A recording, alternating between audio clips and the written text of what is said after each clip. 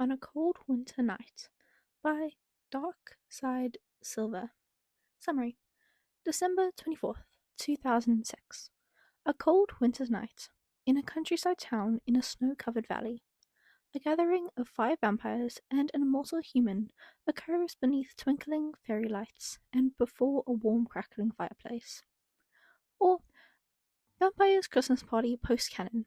That's it, just a regular Christmas day. Ignore the tags, it's fine. Chapter 1: A Cold Winter's Night. A cold winter night in the dead of December. Who decided this was the happiest day of the year? Some old fuck, probably. The cold was unbearable, even through 3 layers, a scarf, a hat, and thick winter gloves.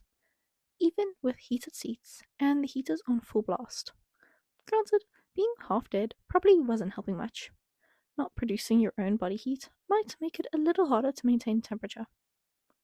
Abolish didn't care much about that though.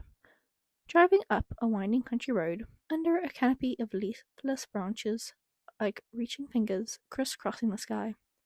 Both sides of the road were piled high with snow that had been shoveled aside.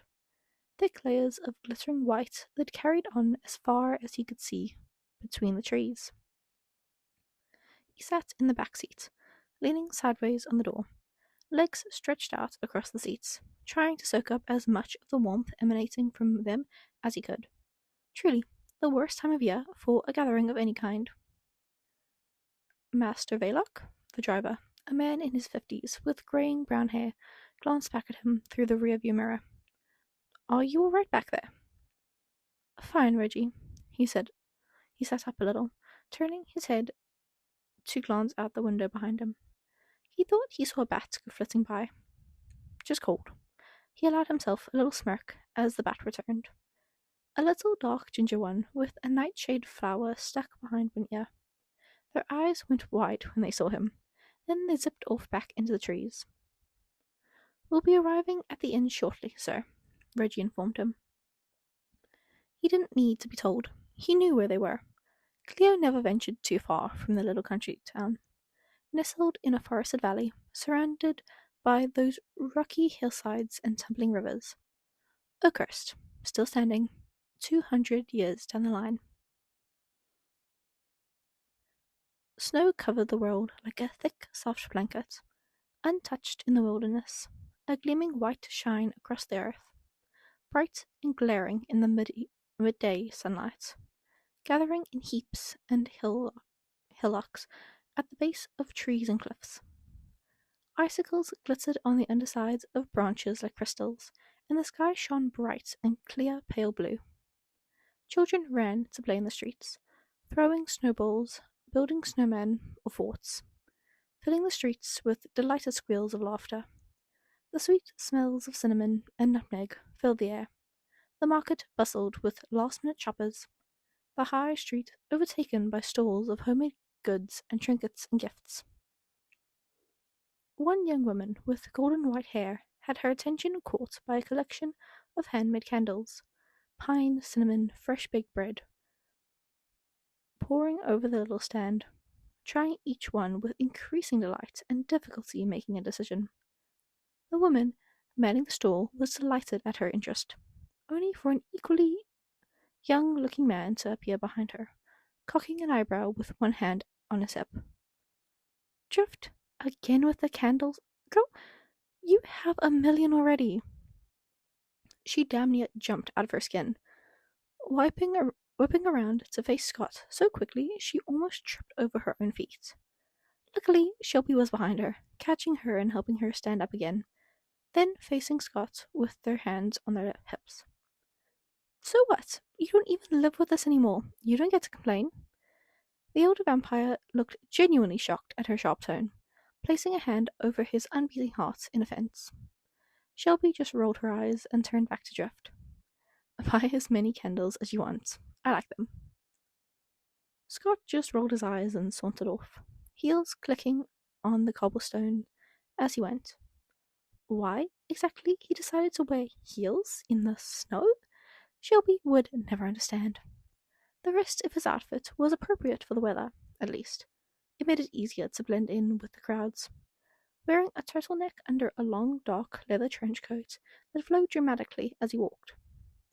And he'd worn some jeans that didn't have holes in them, one of the only two pairs he had. Shelby was content with just her sweater over her button up, jeans over her leggings, and furry winter boots and earmuffs. She had a coat as well, carrying it over one arm. Aldrift had her petticoat, peacoat, and dress pants over leggings and a jumper as well, and a scarf wrapped tightly around her neck. She was still smelling the candles, a fireplace scented one that made her pull a face. Shelby chuckled a little. They saw Drift's ears turn slightly pink. Scott had wandered off, disappeared into the crowd. A pair of kids went running by her, giggling madly. An elderly couple paused under a mistletoe spring on an arch to give each other a peck. Fairy lights were being wrapped around lampposts and strung up over the street. Tinsel glittered in the branches of trees growing in street corners. The air was filled with laughter and sweet smells and warmth. Shelby felt warm for the first time in a long time. Christmas in the city was fine enough, with dazzling lights and bustling fairs and markets, but it all felt so commercial. In the countryside, in the isolated little town, the warmth was everywhere. Nothing was branded, everything kept moving. There was talk of ice skating on the lake, free hot chocolate at the bakery, a gingerbread house contest, all just for the fun of it, for anyone who wanted to do so. It was all so delightfully silly. The lights and the colours, the music played on the street corners, the choir singing door to door, all the decorations put up just for one silly little day. Humans never ceased to delight and amaze. It was all a little too much at times. Scott wove smoothly through the crowd, dodged a stray snowball as he crossed an open plaza, then skirted around a gaggle of people listening to an old man tell a story. Chocolate, he had discovered, was one of few things vampires could still taste. Perhaps not the flavour itself, but the sweetness, especially milk or white chocolate. And hot chocolate especially had become a favourite treat for the older vampire, particularly the way it warmed him from the inside, spreading through his chest to his hands. It made him feel alive in a way few things could, and it would be especially welcome in the frigid winter white countryside. The bakery was a small building on the high street, in between a florist that was closed and a clothing shop that seemed to exclusively sell dresses. Sandstone bricks and large glass windows on the front that displayed a variety of themed cupcakes, biscuits, and other assorted treats in line with the season. Scott joined the line that ran out the door, tucking his hands into his pockets. He was starting to regret not wearing a scarf. His nose and ears had gone numb. He couldn't have worn a hat, though. He would have looked ridiculous. And he didn't own a scarf that matched his outfit. And Shelby wouldn't let him buy a new one before they left.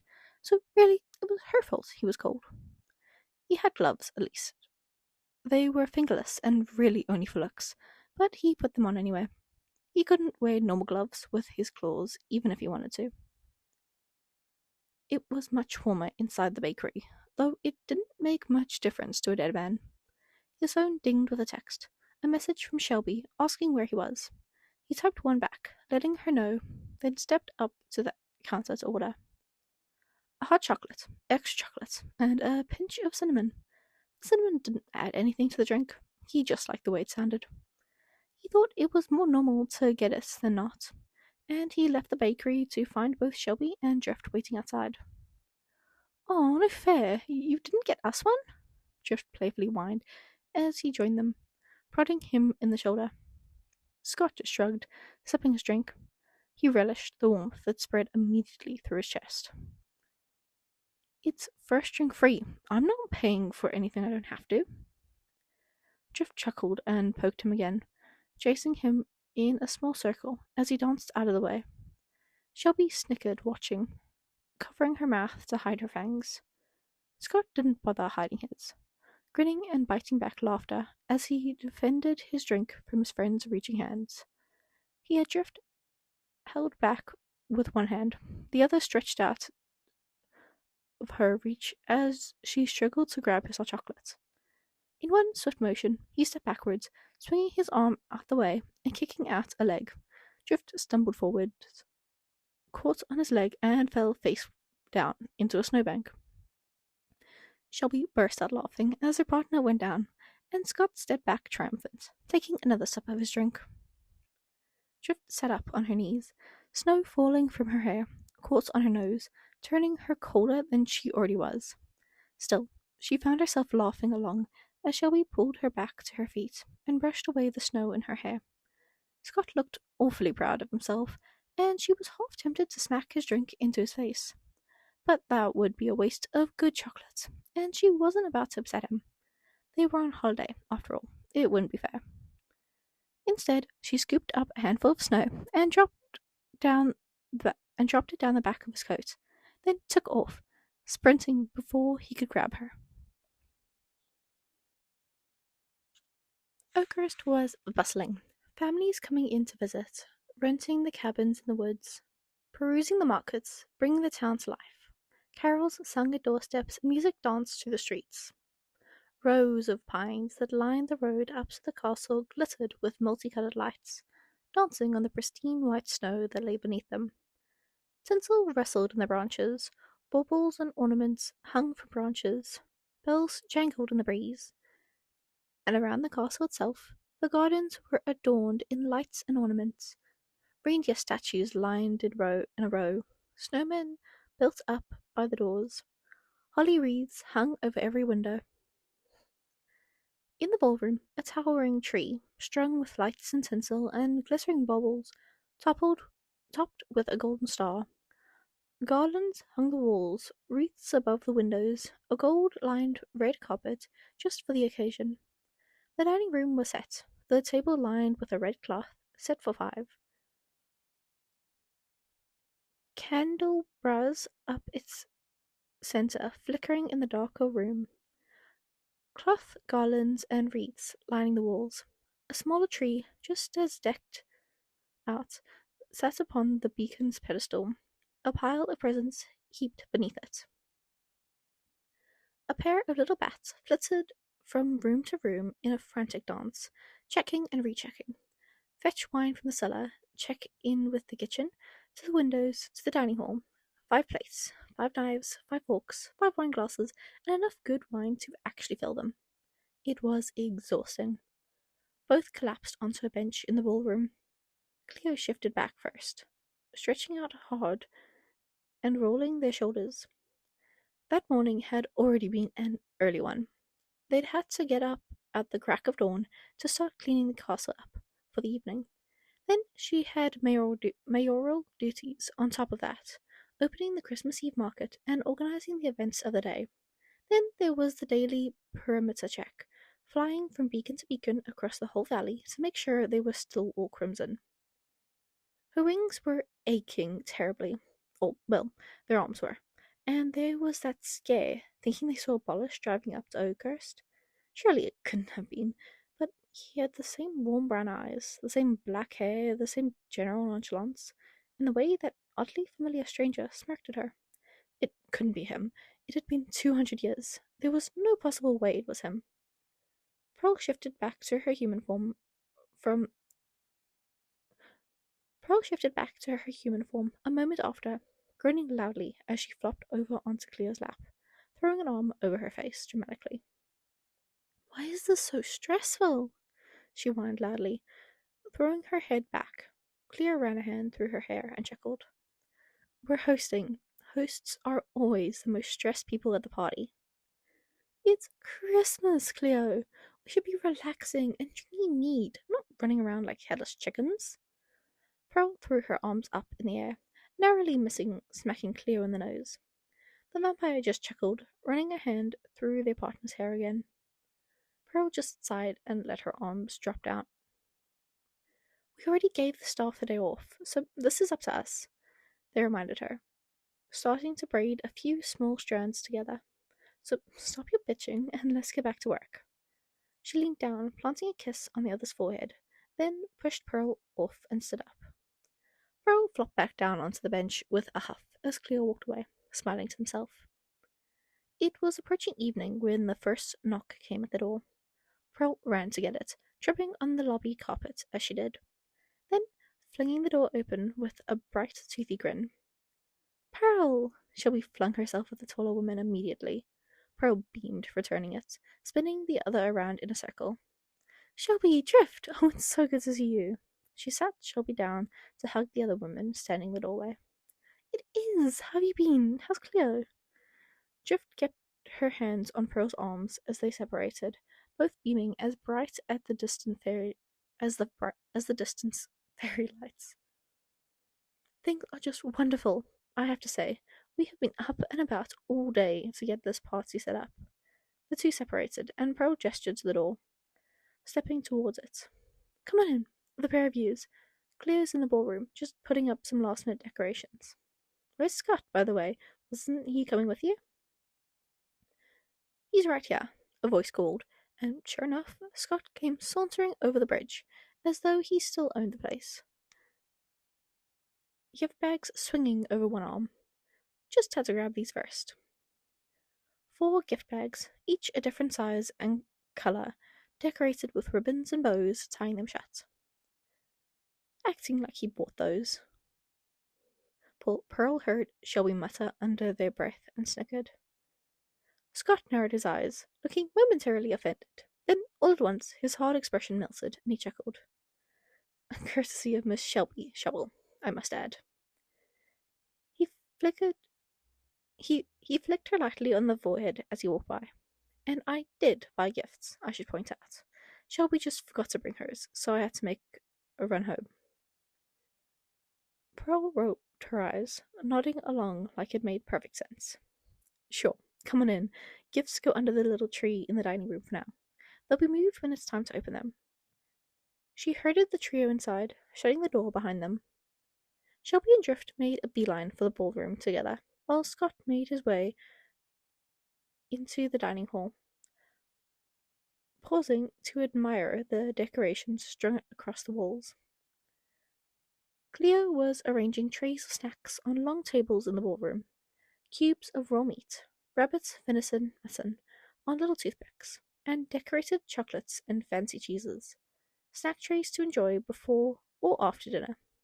Shelby nearly knocked them over, crashing into the older vampire, and dragging them into a tight hug. Shelby, Cleo stumbled, twisting away from the table before she knocked it all over. Okay, hi, yeah, good to see you, they sighed, patting on the back. Get off, I'm busy. Shelby stepped back immediately, and Cleo went back to organizing the snack trays. Soft music was playing from somewhere in the room, warm and delicate melodies, echoing through the decorated space. The tree stood proudly, dead center, a white and blue rug circling its base, already scattered with dropped pine needles. Drift was dancing slowly to the tune of the music, a messy waltz, though her steps were a bit off some time. Shelby spun around, taking her by the hand and pulling her close, touching their foreheads together. They linked hands, Drift resting her other on Shelby's shoulder, Shelby hooking around her darling's waist, stepping slowly, a little clumsily, in time with one another. Bright smiles and poorly stifled laughter each time one of them tripped or fumbled, eyes constantly jumping from each other to their own feet to keep in step. It came to an end abruptly as a knock sounded at the door. Both girls startled badly, legs tangling and crashing down together onto the floor in a fit of shocked laughter. Cleo stared at them for a long moment, then shook her head, muffling their own laughter, and went on to the front door. The man standing there was a sorely familiar sight. A bored, neutral expression, dark brown eyes, black hair that turned half white down the middle. Dressed in monochrome blacks and greys, a woolen beanie and scarf, and a thick fleece coat. A single sparkling ruby hanging in a white gold cross on one ear. Cleo stood there, frozen, eyes wide, staring at a man she had long thought to be dead. Abolish just raised a hand in half wave. Hey again. It was Pearl, leaning over Cleo's shoulder, that answered him. Abolish? How in the hell are you here? Her voice pitched high in utter bewilderment, gripped unintentionally tight on her partner's shoulders in shock. Abolish just shrugged, picking up the plastic bag of presents he had brought. Can I come in? It's freezing out here. Both vampires shared a look full of utter confusion, then nodded in unison, stepping back to allow the man to enter. He stepped inside, scanning the walls, then set the bag down again, and pulled off his gloves and hat, ruffling his own hair until it sat nicely. How the frick? Scott's voice came from the dining room. The older vampire had appeared in the doorway, eyes fixed on Abolish. Are you kidding me? Abolish actually smiled a little, a sideways smirk that read as confidence. I said I'd be keeping an eye on you, didn't I? He said. Scott just blinked at him. It's been 200 years. Yes, it has, and I'm doing my job. Abolish just shrugged, untying his scarf, though he left it hanging over his shoulders. I brought presents. It's a Christmas party, after all. I'm not rude. We all thought you were dead, Cleo said, blunt as ever. Pearl flicked their ear. What? We did! It's been 200 years. Humans can't live 200 years. Yeah, that's true. Abolish picked up his bag again. Where did these go? Scott gestured behind him, towards the smaller tree in the dining room. Abolish nodded, following him back into the room. There was a growing heap of gifts under the tree, bags and boxes, and a few that were blatantly just wine bottles in wrapping paper, each one labelled with pen on the paper, or a small tag taped to the top or sides. Scott had been dabbling into sorcery. It made travelling a lot easier when he could just summon items from home wherever he wanted. He had opened a small portal through to his apartment to move the gifts over. He felt feelings, a pang of what he had learned was guilt when he recounted the gifts and realized there wasn't a single one for Abolish there. Not that it was his fault, or any of theirs. Abolish should be dead. Long dead. Hundreds of years dead. Rotting in the ground. That was a grim thought. Takes. He shook his head slightly, counting the presents again. 5 for Shelby, 2 from Drift, 2 from himself, 1 from Pearl and Cleo, 6 for Drift, 2 from each of them, 5 for himself, 2 for Cleo, 2 for Pearl, and 2 more for them both. Adding the small boxes Abolish was setting out, there were 2 more for each of them, and a third for Scott, strangely enough, and not 1 for him. Sorry we didn't get you anything, he said, turning his head away. He caught himself glancing sideways, gauging the man's reaction. Abolish gave none. Not like you knew I was coming. Like Cleo said, I should logically be dead right now, he said, simple and blunt. Nothing more or less than a fact. Scott hummed, shuffling in place. How are you alive? He ventured, looking again for any sort of reaction. He again saw nothing, as Abolish sat back. Trade secrets, he said simply. Once again spoken as absolute fact. Scott patted then. He wanted to know. He probably shouldn't push it though. Abolish didn't seem to notice, standing and walking off, rolling up the plastic bag as he went. Scott followed him, joining the rest of the group in the ballroom. Jingle Bell Rock was playing from a speaker sat atop the inactive fountain. Shelby and Drift were dancing circles around each other. Cleo was lounging on a bench under the windows. Pearl was snacking on cube meats and cheeses, where Abolish joined her, biting into a piece of raw venison like it was nothing. Scott sidled up next to Cleo, leaning back against the wall, feeling the cool stone against his neck. Outside, the sun had set fully. The sky was dark, the forest illuminated by twinkling fairy lights up the road. The distant town glowed warmly in the darkness as music filled the castle. 6 old friends gathered for dinner in the hall. Fresh steaks prepared by Cleo himself, shared wine and warm chatter and long awaited updates on life. Shelby went on a ramble about her most recent novel and plans. Cleo and Pearl were looking into adopting another pet.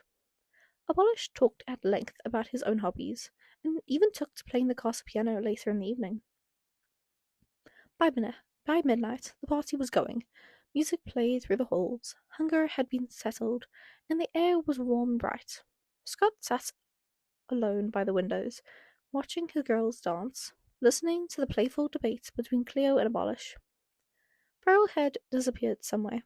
The sounds of the lights and the music faded into a pleasant haze through the wine he'd been nursing through the evening. And then a thought occurred to him, one that occurred to him fairly often. He turned his gaze to the windows, the distant soft light of Oakhurst, the gentle snow tumbling through the air, layers of it already coating the land in a soft blanket. He set down his glass, standing slowly.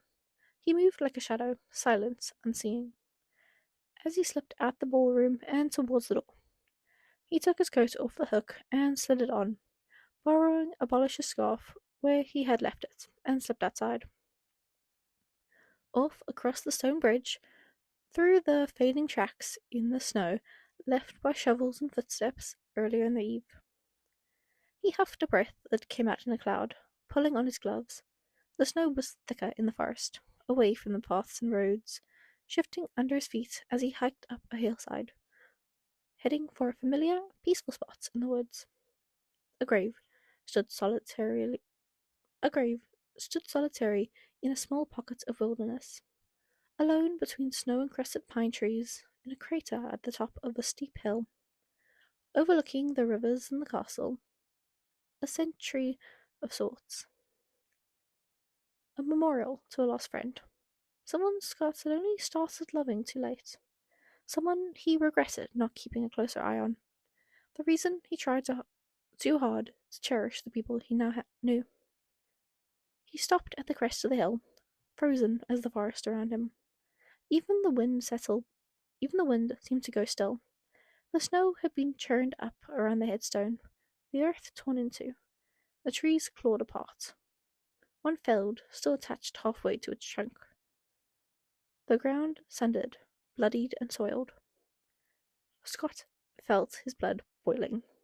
Stagnant as it was, he felt a red-hot anger burn through him. Who dares desecrate his grave? Who would ever... Snap. His head whipped up. His anger burned itself out in an instant. His eyes went wide, unbeating heart fluttered, a phantom of a feeling in his chest.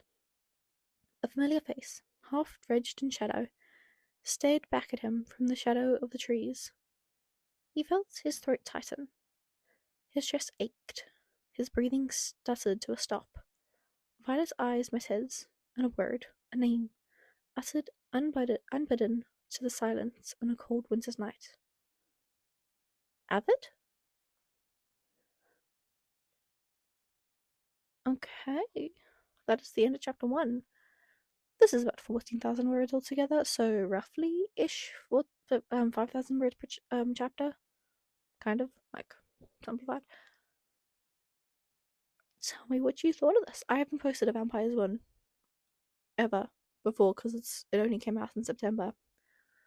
God, so it came out in September. Anyway, yeah. Vampires SMB, because that's what my current hyperfixation is, and that's what this entire channel is about. Me reading fanfiction for my hyperfixations. Yeah, I'm gonna be so completely honest. It's been since August. August was the last time I recorded a video, and now it's December. So I should tell you something. Yeah, I finished most of the fanfics. Currently you guys got the Slangela fic. There's a Jaguarless one that's gonna come out. That one's finished. And then Allies or Enemies, which I know is still coming out, is not actually fully recorded. I kind of got to the point where I was like, okay, school will be finished by this point. I'll be good to record again. Yeah, I need to finish that one. It's not finished. Anyway, tell me what you thought of this one. because I want to know if anybody else is vampires in the event. Because like, come on, it's awesome. Okay, something just dropped downstairs. I'm gonna hope nothing broke. Anyway, I hope you guys enjoyed. I forgot what my outro was because, like I said, it's been half a year. I hope you enjoyed. I will see you in the next one. Bye bye.